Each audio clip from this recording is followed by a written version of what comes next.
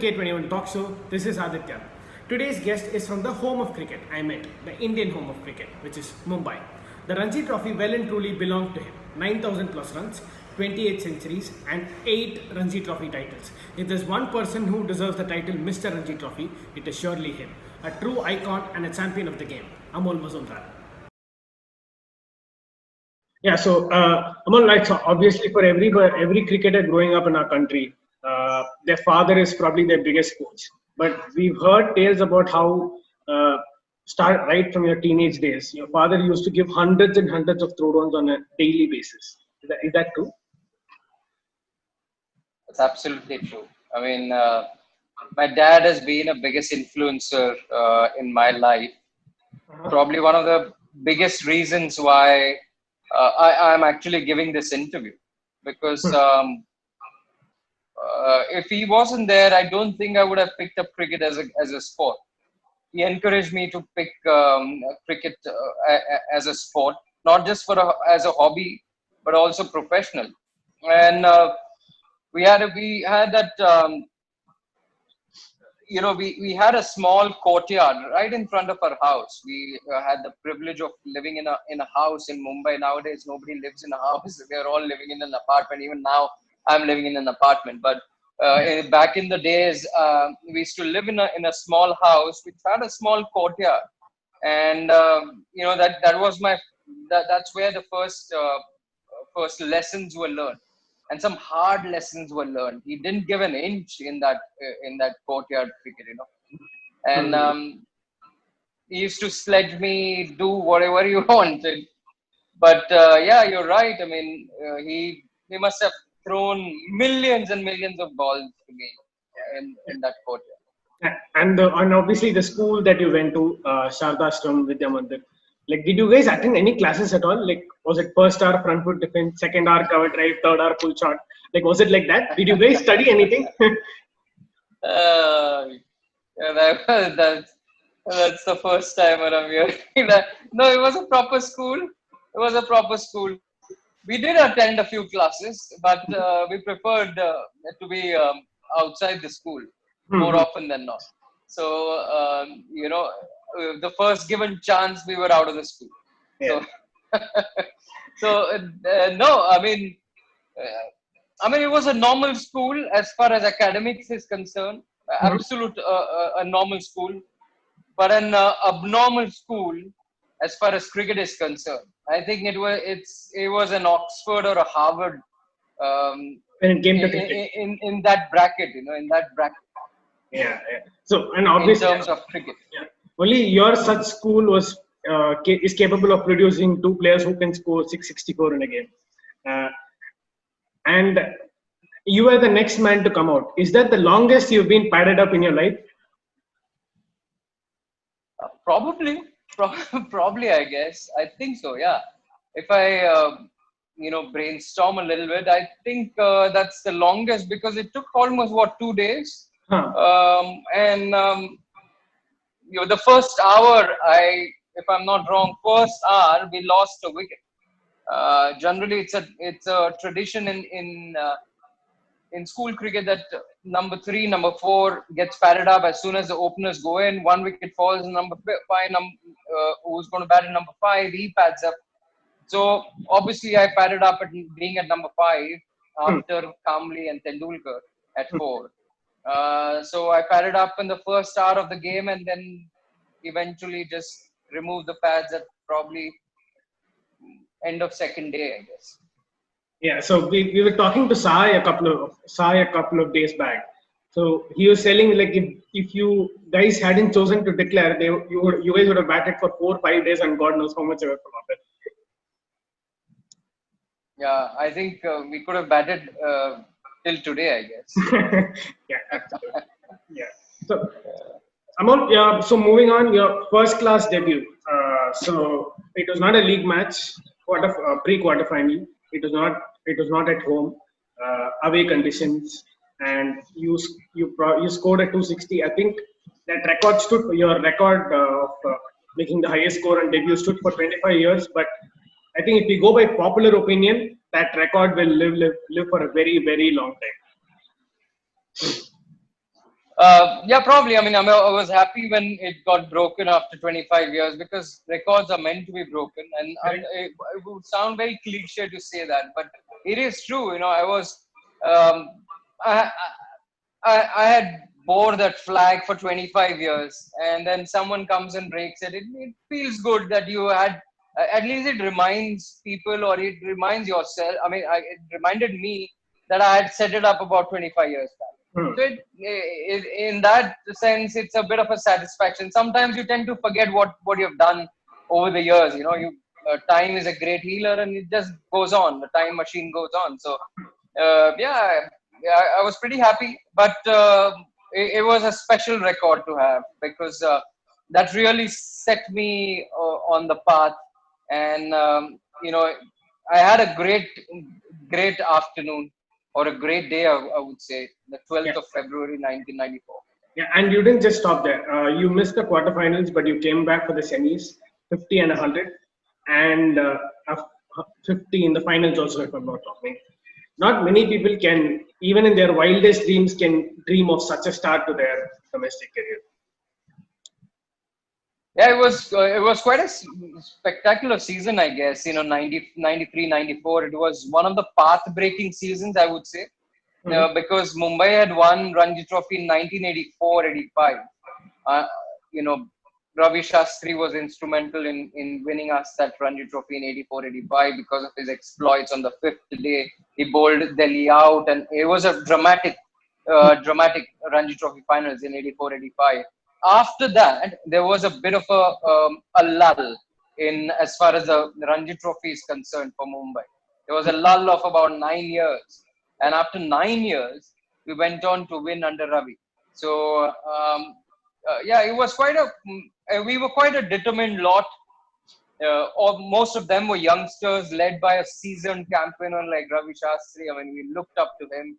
He was a star at that time, and I still call him skipper. I learned a lot in those 4 5 games, whatever I was with him. Unbelievable cricketing acumen, and uh, he was the one who instilled that never say die attitude in all of us. In fact, all my teammates, Sairaj included, myself, there was Jatin Paranspe, there was Samir Dige, Paras Mamre, Abikurvilla. So it was super players, and I think he was the torchbearer of it. Yeah. So, I'm just going back. So, you spoke about how your generation had that dogged attitude and then never say give up. If I'm correct me if I'm wrong, a lot of you had a certain Ramakant Achdekar as your first coach. Sorry if I got the name wrong. Ramakant Achdekar as one of your first coach. Is it fair to say that he's had a big hand in shaping Mumbai's domination in the 90s and 2000s? Yourself, Tendulkar, Kambli, Agarkar, if I'm not wrong. Is it fair to say that?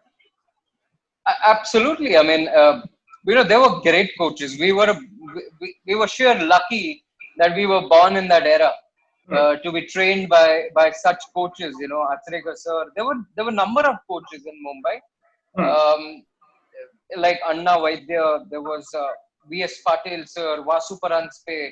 Hmm. Unbelievable coaches. We were very fortunate to cross paths with Hanuman Singh sir. Um, just tremendous uh, you know that uh, they had that sense of giving. They Hmm. didn't hold themselves back. They gave everything to the kid or Hmm. that child, and what they had, they were great teachers Hmm. of the game, and we were sure lucky. And I feel it will be fair to say that Atharika sir shaped Mumbai's cricketing, whatever uh, things changed in Domination. the 90s and 2000. I don't know whether it was domination, you can say that, but it was whatever it changed, whatever cricket we played. I think it was Acharika sir's giving. And there were several other cricketers.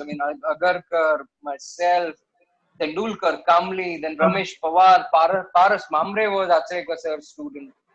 Samir Dige was. So it was just phenomenal, output here. I'm going back to your debut. So again, so apparently you had to choose between either playing for India under 19 or play for Mumbai?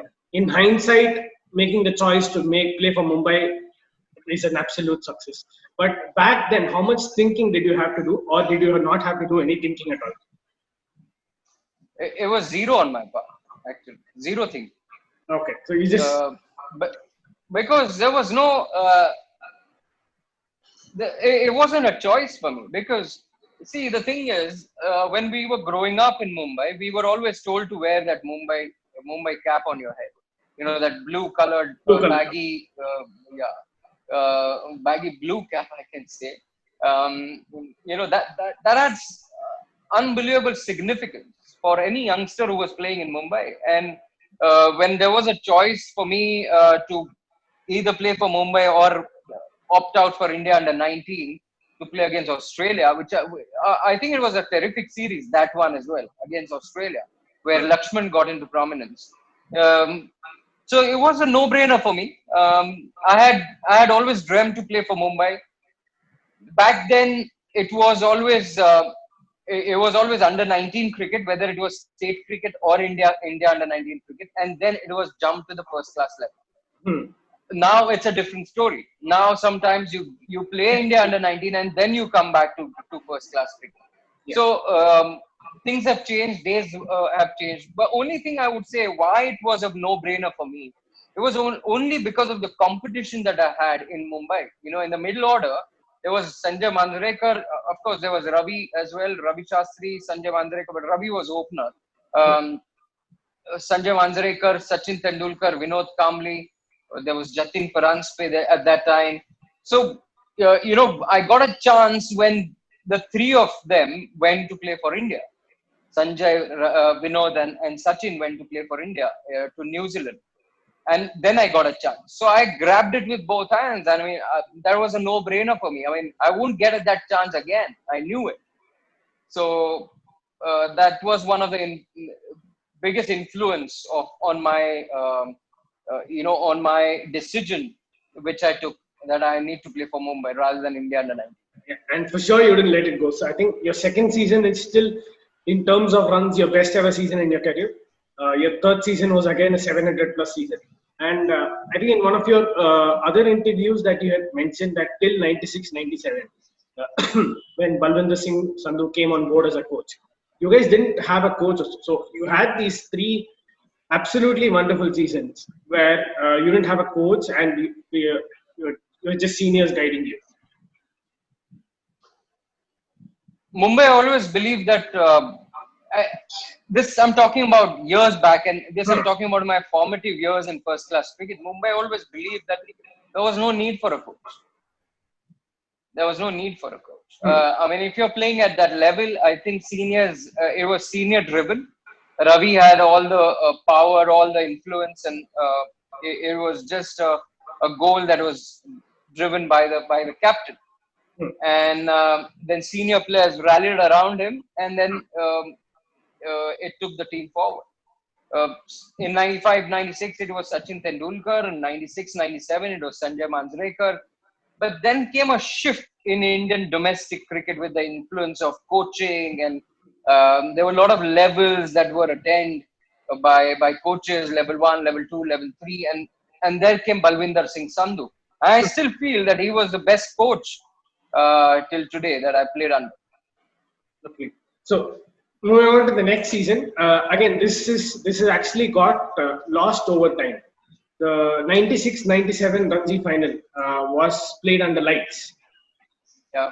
And no, I don't think people, that was at least, it was 20 years ahead of time back then. That was a decision which was, even now people don't think about, even if it's a final or something, people don't want to take a risk. Okay, let's go back to what has worked for us all this while. So how was it to, like, how was it to play under lights? And two, even now or at any point of time, no cricketer would have actually played under lights for 5 days.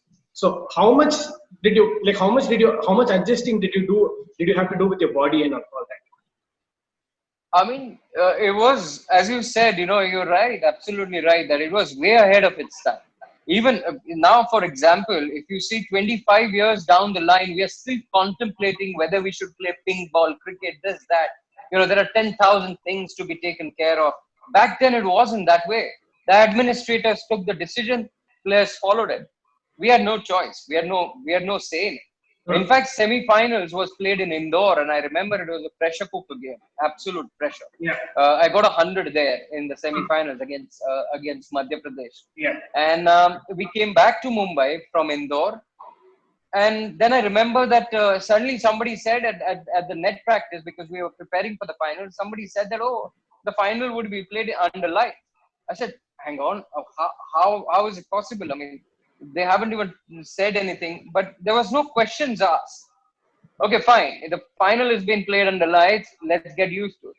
So our practice was shifted from a day practice to a day and night practice. So we practiced, one set of practice was done between 6 o'clock and 7 o'clock, where the twilight was there. And then the second practice happened from 7:30 onwards till I think Paros Mamre got out.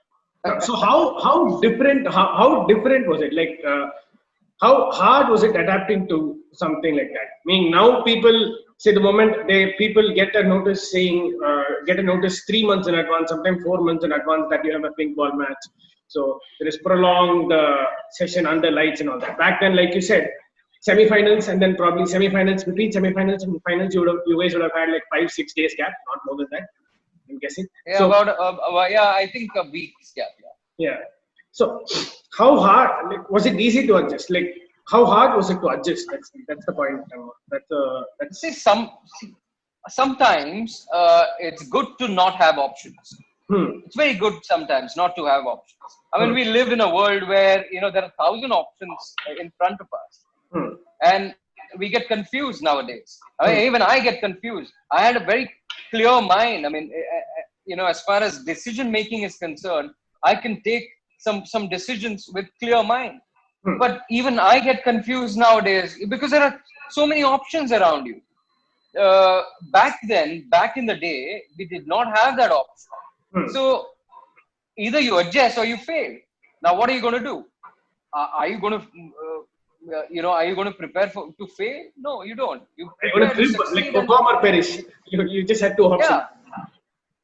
No other option. What do you have? You tell me 6 days, you're playing a final against Delhi in Gwalior under lights. You better prepare for it. Now it's gone. It's done. The decision has been done by the board.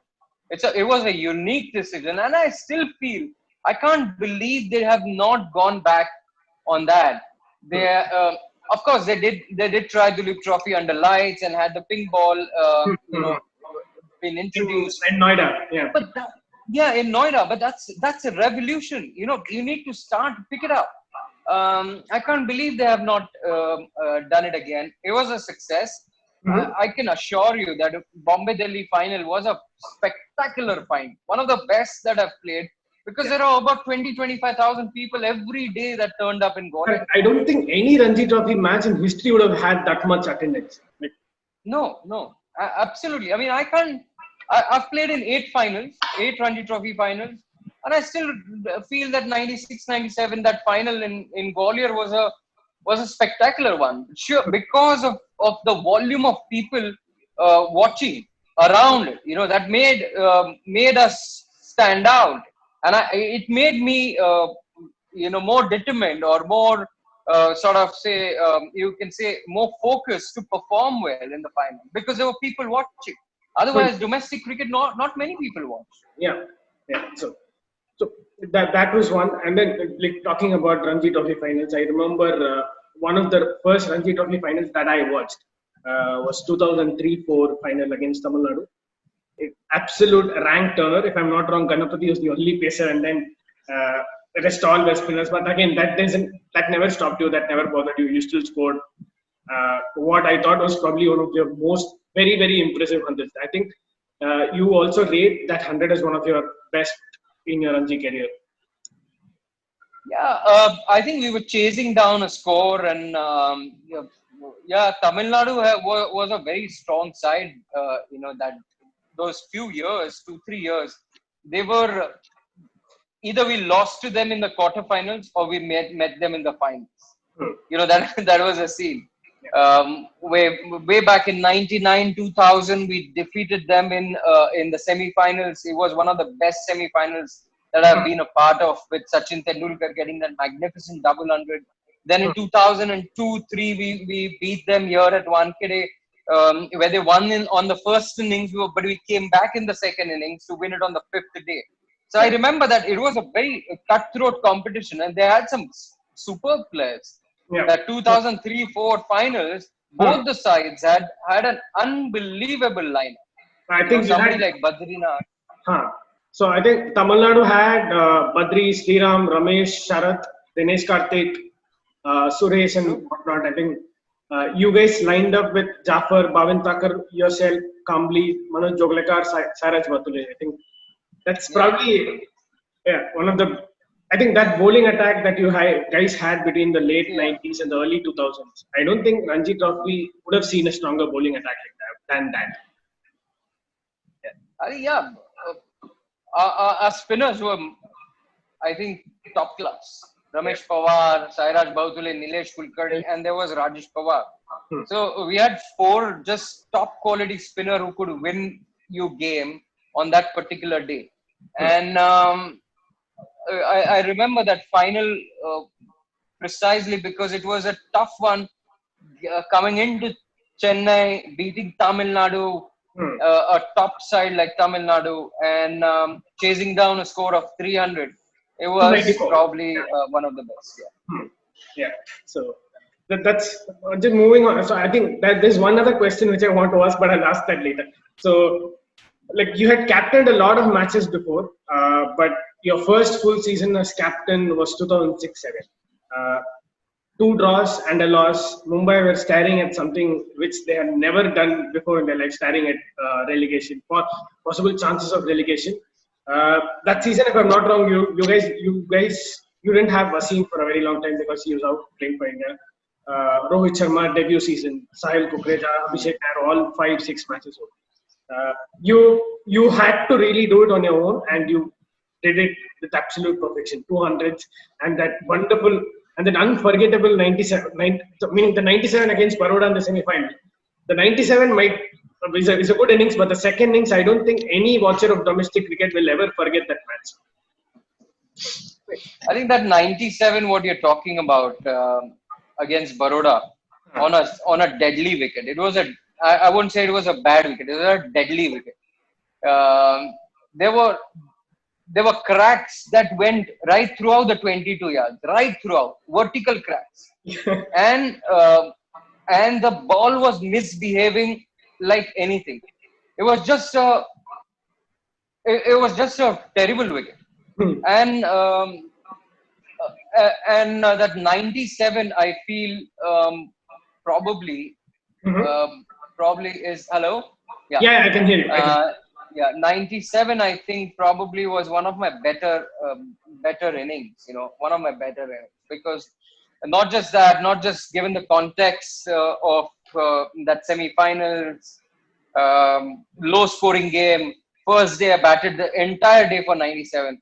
I Hmm. should have got 100. There was no doubt about it. But I Absolutely. also went past Ashok Mankad's long-standing record of Mhm. highest number of runs for Mumbai. That and as luck would have it, Ashok Mankad Kaka was Baroda's coach. So I met him in the evening, and we shared a light moment in the evening. Yeah, and So what a match to do it also. Hmm.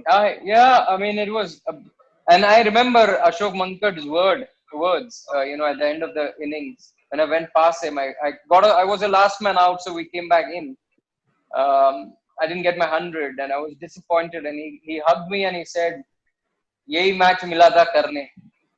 So it was irony that I went past him in front of him. But that season was a spectacular one. I keep saying this, and not just me, but I think Wasim also has mentioned it, that I don't think there will be a season like that anytime. Hmm. Anytime. I don't think in the history of Ranji Trophy it could happen, because we Yes. were staring at relegation. After 3 games we were staring at relegation. There Hmm. were not many seniors around. I had to rally the troops, and Rohit and Sahil Kukreja, Abhishek Abhishek Nair, they were Nair. all youngsters, Yeah. and we did it unbelievable with unbelievable teamwork. We did the trick. It was just a spectacular season. I don't think we say it in Marathi. We say there is a proverb saying "Na bhuto na bhavishyate." Hmm. It won't happen. It has not happened before, and And it we'll won't never. happen again. Yeah. It's just it's just a freak season. Yeah. And even freakish was that Baroda, that semi-final against 5-0. Baroda, which was we were 0 for 5, Yeah. That's unheard of. 0 runs on the board and 5 wickets down, and I was the fifth man out. I mean, what was It what was was your just an unbelievable. what were you thinking like when you got out and then you were walking back? Like I know now it's probably very easy to answer saying like considering you won it, but what was your state of mind back then when you were walking back?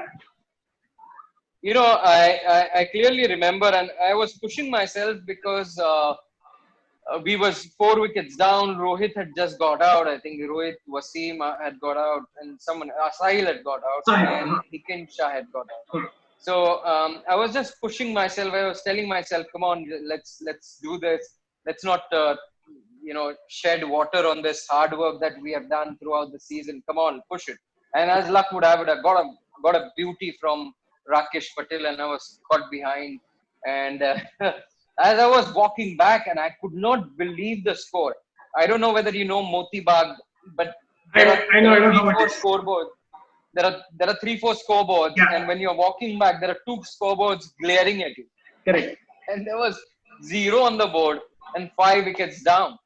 And I was in a daze. I thought I was in a dream, and I was walking back. But I remember in that I gathered my wits, Hmm. and I pulled Wilkin Mota, who was walking in after me. I pulled him aside, and I said, "Guma." Hmm. Guma means mar. Yeah. Just throw your hands at everything. Hmm. Don't be scared of getting out. Hmm. Just score runs. Hmm. We will win this one. Hmm. And I walked back to the pavilion. And as they say that the rest is history, we won that Yeah. semi-finals.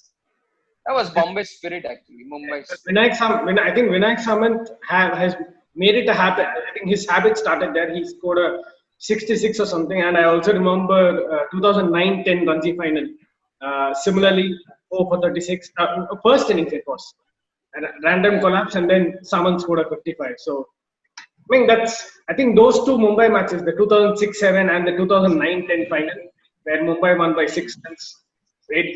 Whoever has watched Ranji Trophy will never forget these two matches. They were absolutely lovely matches. Yeah. So, and I think 2 seasons after that, I think 2008-9 when you guys when you guys won the Ranji Trophy again. So that was your yeah, last season with Bombay. 16, 15 years, 16 years. How hard was it to take the decision to leave Bombay? How did you get emotional? Was it a very very emotional decision? without a shade of doubt. Yeah. It was very emotional. I didn't know what to do. Hmm. For once, all the 16, 17 years or 20 years since my junior days, as I said earlier in this program, I said it that I had a clear vision of what I was going to do. Hmm. My mind used to be very clear, and my decision making was more or less uh, in regards with cricket. It was spot on. Hmm. I could take decisions. I could fail in that. That's fine. But while taking the decision, I had a clear mind. But that 2009 and 10 season, where I had to shift my base to Assam, eventually I shifted. I had to leave Mumbai. It was one of the most emotional decisions that I had taken in my life. I just didn't know what to do, Hmm. but I had to. I had to. A lot of cricket left in you still. Yeah, it was. I knew for a fact that at least 4 to 5 years I have got still in me, and and Mumbai were not ready to budge because I think sale by date, that Sell by date. seal was there, and I think I had passed it. So according to them, I had passed it. So I had to leave. But I took that decision. It was a hard one, but it was a good one in the end. But it's not. I think you had two very very good seasons with Assam as well. I think one of the seasons was again an 800 run season as well for Assam. So yeah, lovely. It is an absolutely lovely career. So again, like so, we were talking to Sairaj as well. So Sairaj was also telling how he also when he had to leave Bombay, he sort of didn't know what to do, and then you got into Assam, and then you guys played together for Assam. So Yeah. yeah, so that's one. Amal, just going going on. I think 2013, even before you had finished your playing career, or just when you had finished, you picked up a batting consultant opportunity with Netherlands. You were playing club cricket in Netherlands for a while, and then you had picked up a batting consultant. I could be wrong in asking the question, but maybe if you had pursued there for 2 more years, you could have actually become eligible to play for Netherlands. Did that thought cross your mind at all? Did that cross? Did you It think did. about it? It did. Yeah, I did. Because see, the thing was, I was playing at that time. I was playing cricket as well as I was coaching. I had taken up coaching while I was playing. So in my last few years, I mentored Assam. All the youngsters in Assam. We won the championship there. So I was pretty confident, and even with Holland, Hmm. I had if I look back at it now, I had Mhm. a superb track record. All 3 years I played for one club. Mhm. We won the first class championship over there. My first game was a relegation game for one particular club. That's first class cricket in Holland. And my last game for that club was a championship game It's a after 3 years. yeah. We had set a goal and we achieved that. I achieved it and I left. Then I shifted another 3 years for another club, and there again, we almost won the championship. Yeah. And with junior cricket, in all the clubs, whatever I played, we Mhm. ended up winning the national championship every year. So Mhm. I was pretty confident about my coaching, and I got a little bit of backing from the Dutch, you know, uh, the association as well. KNBB, KNCB or whatever. Yeah, Hmm. KNCB. So it was quite fruitful a few years in Holland, but I did not think later on because I always wanted to come back to India and do something here. Hmm. And I was getting an opportunity to do it. I was doing a little bit of commentary and domestic cricket, and there were a lot of things happening in India. So I thought, might as well stay here. Yeah. So this coaching part. So you started with Netherlands, and then you've been a batting consultant with RR also for a while. And when South Africa came here last year, you were part of their coaching staff for the entire series, the T20 series and the Test series as well. I think one question is Amol. One question Amol is. Obviously they got you in because they wanted to improve their ability to play spin and all that. How hard is it for people coming from outside India to adapt to playing spin? How much change in their techniques do they have to do? I think it's quite tough for them. It's not easy. It's but it's also I feel it's a cricket has been always been a skill based game. Hmm. So to change your skill at that time for a certain period of time is not easy thing because there is something called muscle memory. And so they come from a very hard bouncy pitches where the ball comes onto the bat or rises up to play those uh, quick bowlers quite easily. But against spinners, they struggle quite a bit, and we have seen it over the years. The teams coming from abroad, whether it's Australia and they're dominating best, Hmm. England, New Zealand, South Africa, they've all struggled in India. So it wasn't an easy series. But what I liked about South African players was they were ready to learn and they were absolutely ready to grind it out. Hmm. I'm sure they are on good track, and with it was very tough in the sense that our fast bowlers and our spinners were really on the roll. Um, and also for a fact that the South Africans they came here and I enjoyed the time what I spent with them. It was also, I feel that it was a bit uh, too little Mhm. It's too time less a time to to make a change. to adjust anything, to make a change. If Hmm. I get a little bit of a leeway, or a period of time of 4, 5, 6 months, Hmm. I'm certain in my mind that I can make a difference with South African. Lovely. Amal, before we let you go, there are two segments. One is a how well you know yourself. It's a rapid fire. It's all numbers about yourself. And the Oh God. second is, yeah, like you remember a lot of numbers. It's okay, Amal. Don't be humble. Don't be humble. Uh, So can yeah. we start? Yes. Yeah. So you haven't bowled much in your career, but your first list A wicket was a big wicket. Who was it? First list A wicket Yeah. was Gautam Gambhir. The other trophy. Yes, correct. You got that right. Got it. Yeah. I got it. Yeah. Okay. Gautam Uh, Gambhir. yeah. How much did you score in your under 19 debut innings? And do you remember how you got out?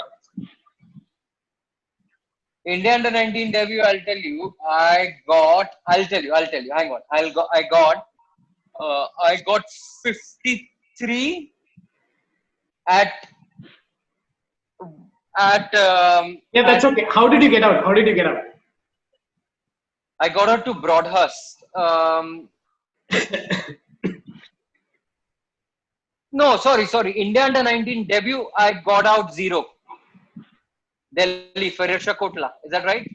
No, India under 19 debut. It was at Ferosha Kotla. That is right. You got 52 and then you got run out. Run out. Ah, Yeah. okay. Yeah. So the next question, I thought this was a tough question, but considering how much you remember, I think this will be a very easy question for you.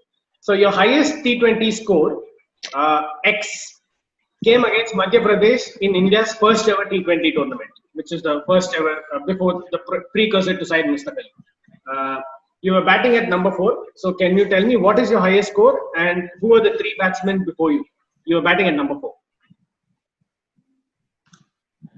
I got 53 Uh, in 35 balls. okay, the number of balls is 56 correct. or 53. Number of balls is correct. Okay, and I was batting at number 4. It was Yeah. Sachin Tendulkar. Uh-huh. He opened the innings. 3 was Rohit Sharma. Okay. There's one more name. And sorry, Yeah, and both are right. Both are right. Sachin Tendulkar, Rohit Sharma, and who was the other opener? Current India international. You know him. You know him quite well. Ajinkya Rahane. Yes, you got that right. Okay. Correct. I batted at And number 4 and got 56 or 53. I can't 57. remember. 57. 57 in 35 balls. 35 balls. So that's why I said you got the balls right. Okay. The fourth question. In your final first class innings, you got dismissed. Who took the catch? It was against Maharashtra. It was Maharashtra. Yeah. I got her to a left arm spinner. Okay. Caught at silly point. Okay. And the fielder would be fielder was Was it Kedar Jadhav? absolutely right. Amol, your memory is unreal. I'm telling you, your memory is absolutely unreal. Yeah. Your debut game for India A was in 1995 against Kenya. Okay. Yeah. So I have the top 6 with me. I have the top 6 with me. Can you name 4 out of the top 6? I mean, I'm very sure you'll name all 5, but the answer I want is only 4. What number did I bat? You were batting at 4. Top six, yeah? Yeah. Okay, here we go. Vikram Rathod, Ajay Jadeja, Okay. Vinod Kamli, Okay. Rahul Dravid, Okay. Saurav Ganguly. Okay. I wanted only four, so the four was right. Then other one was Samir Dige. Saurav didn't play that game? No, I don't think he batted in that top. He batted in the top six. So I just confirmed Probably the that. next game, he Saurav played. Yeah, maybe. So I wanted four. You've given four. Yeah. Amol, I don't. We've had our rapid fires, but I don't think anybody has scored five. You're the first person in this Prablam's history to score five. Really? Yeah, absolutely. Well done. So I'm going to tell Sriram and Sairaj. Yeah? Yeah, sure. Please tell them. Please tell them. Sairaj, I think, got three right. So yeah. Amal, this is a new segment that we're trying. So obviously, 16 years for Bombay, you would have played with a lot of teammates, including a first captain, which is Ravi Shastri, and then a lot of other players. So I'll name five players. Just one line about them.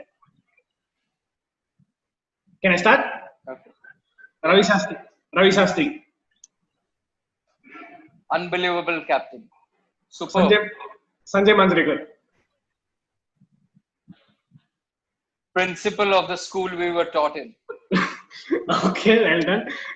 Nilesh Kulkarni. A champion with a great heart. Okay. Then moving on, Ajit Agarkar.